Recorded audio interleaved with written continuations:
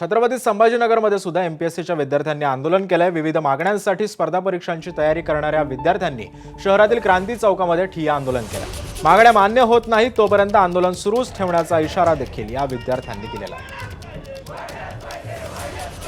जी काही राज्यसेवा आहे ती पोस्टपोन व्हावी, कारण तिच्यामध्ये आरक्षणामुळे ईडब्ल्यूएस आरक्षणाचा जो हे होता त्याच्यामध्ये आत्ता जागा वाढ म्हणजे मुलांची संख्या वाढवली आणि त्या मुलांना आता परीक्षेसाठी अभ्यास करायला थोडा वेळ पाहिजे म्हणून ती पोस्टपोन झाली पाहिजे। आणि दुसरी गोष्ट महत्त्वाची म्हणजे ग्रुप बी मध्ये PSI, STI, ASO आणि SRच्या जागा असतात, तर या जागेची संख्या वाढवावी।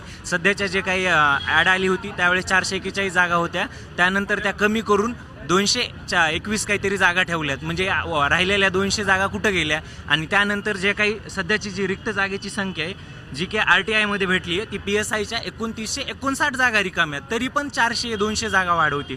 त्यानंतर STIच्या जागा आहेत त्या 963 सध्या रिक्त आहेत, त्यामध्ये पण सध्या 200 जागा आलेल्या आहेत। त्यानंतर SR जी की सब रजिस्ट्रार म्हणून पोस्ट आहे तिच्या 40 जागा आहेत, तिची एकही सध्या जागा नाही आहे। या आमच्या मागण्यात की याच्यामध्ये वाढ व्हावी। ABP माझा, उघडा डोळे बघा नीट।